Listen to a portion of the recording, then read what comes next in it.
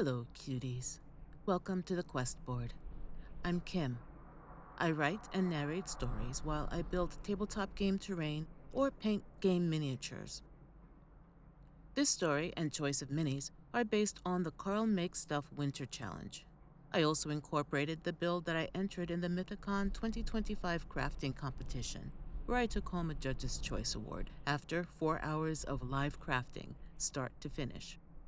If you enjoy the story, painting, or build, please like, subscribe, and share. And I hope you're all staying warm. If you need to.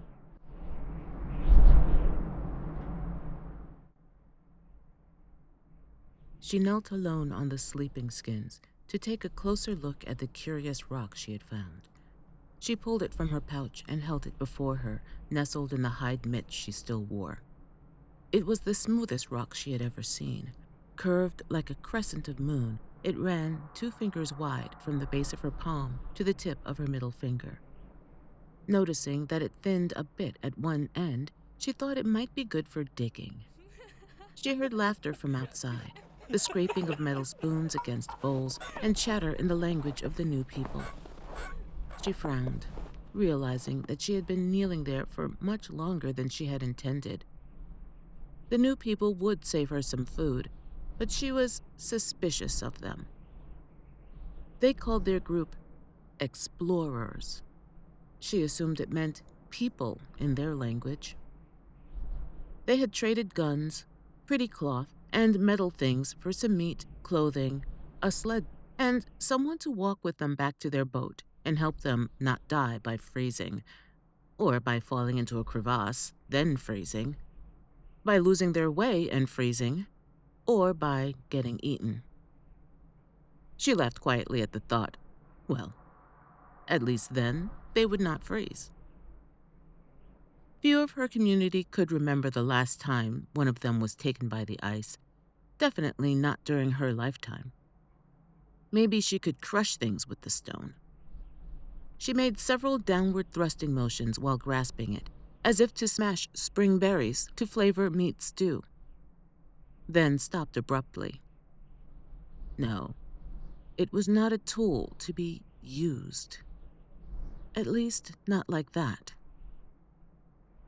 She turned it over in her mitts and sighed heavily, her breath spilling out of her like a tiny storm of tiny snow. The stone was white, like snow, but another color appeared beneath the white.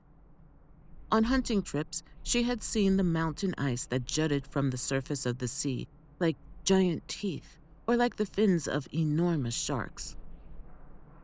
Sometimes the formations appeared steely gray, sometimes sea blue, sometimes blue and green together. That was it. Blue-green, both bright and earthy, seemed to glow under the white. For a moment, it reminded her of the lights in the night sky that waved and flapped like untied tent folds and signified the games and dancing of the ancestors. That blue and green color, somehow bright and shadowy, shined almost under the glaring white surface of this rock. She had never seen this type of rock before, but she had never seen the cave the explorers entered before. She had intentionally led them far away from where her people lived so that, hopefully, their footsteps would not easily find them again. She reckoned that they were near enough to the sea, where the explorers said their boat was, that they could travel the rest of the way back on their own. The next day, she had planned to point out the direction they were to go, and, once they were out of sight, she would return home. She had never been in this area before, so she had been careful when scouting ahead. But she did not find anything out of the ordinary, except for the ice cave. It held no temptation to her, and she wanted to keep moving, so she did not point it out to the explorers. But one of them caught sight of it as the group passed. Through gestures and the few words she knew of their language, she warned them that a cave in the ice was dangerous. They could fall and freeze, They could get lost and freeze. They could even get eaten. All the things she was there to prevent. But they replied that they were explorers. She shook her head and thought the word explorers must mean stupid people. All she could do was refuse to go in, as, one by one, they slid themselves through the narrow opening. She watched for bears, wolves, deer, and any other beasts which could signify danger or fortune. She listened to the sharp, echoing crack of distant ice. She tended to the dogs and checked the lashings on the sleds. Finally, when she could think of nothing else to do to spend her time, she paused.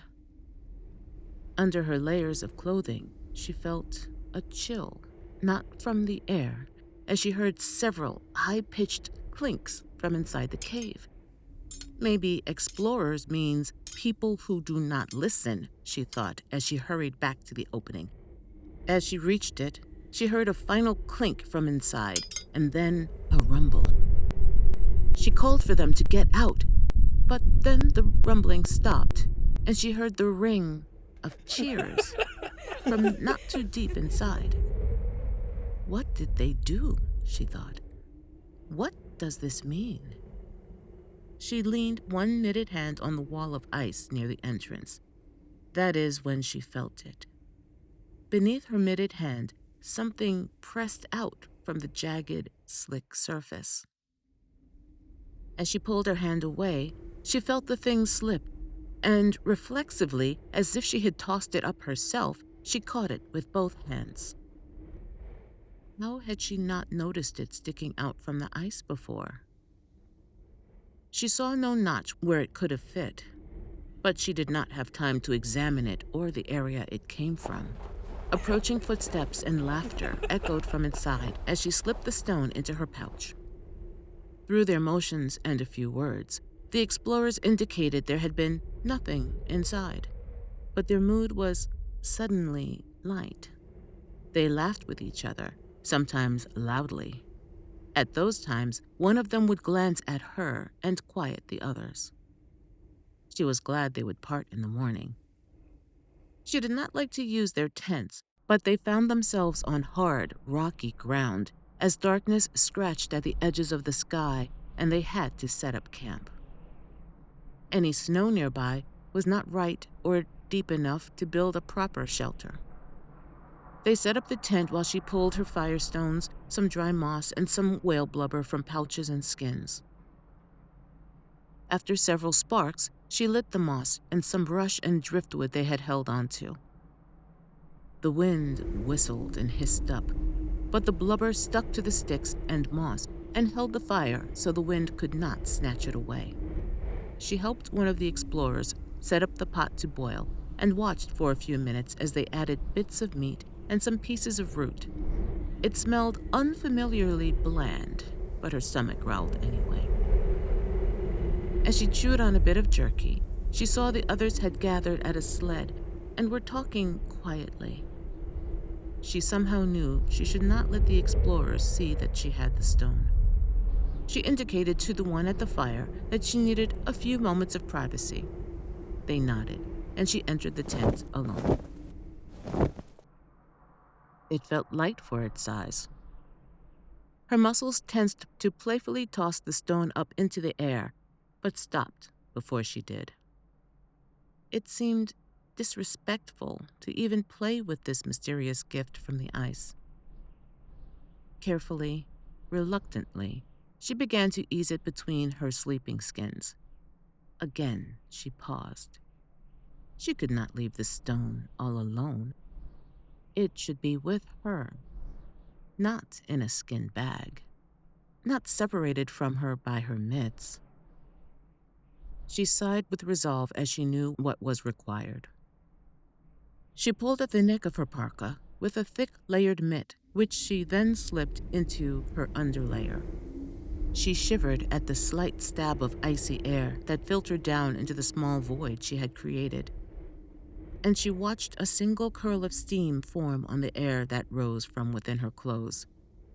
She felt the skin on her chest contract and ripple into bumps at the rude exposure to the frosty air. She slipped it into her clothes, right at the center of her chest. It settled against her skin and she flinched, eyes closed and teeth grinding in expectation of the searing chill of the icy stone. She opened her eyes and drew her chin back to peer down into her shifted clothing to make sure it had settled against her body. She felt no burn from it, no cold, no heat. It seemed to have the same temperature as her skin. With that, and its strange lack of weight, she did not feel it at all. She smiled. Of course. It was special. Now, she was special too. She readjusted her clothes and patted her chest to make sure it did not show as a lump under her clothes, and immediately knew it knew how to hide. It knew how to be safe until the right time, until it was needed. She could not remember a time that she felt happier, prouder than she felt right now. She allowed her smile to expand to a full grin, and she felt the edges of her mouth stretch out and almost touch her earlobes. That never happened before. Slowly, she opened and closed her mouth, learning its new movements. She raised one hand to feel her face and found the entire knitted mass fit inside without touching her lips. She was startled, but only for a moment, to feel teeth, each long as a bear claw and thin as a bone needle. She laughed quietly to herself. Oh, she could rip the head off a seal with just one bite if she wanted to. But her amusement ended abruptly. Not yet. Not yet. She barely felt the change as her mouth constricted and her teeth retracted. But she knew when they had returned to their former size and shape. Not yet. There are more of them on their boat.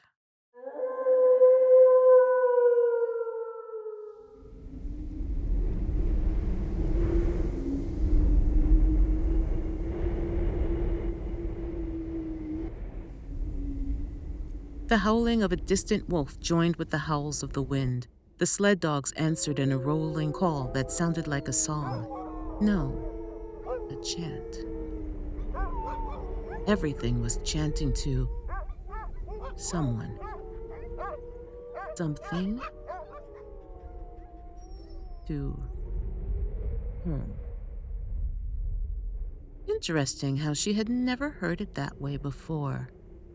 She even felt the call of the animals whose skins she wore to stay warm and whose meat she had eaten to stay fed. She felt something within her howl back. She lifted the flap of the tent and stepped out, her boots crunching in the fresh, icy snow. She saw all of the explorers marveling and pointing at the lights of the ancestors that danced in the sky to the chant of the land where her people live.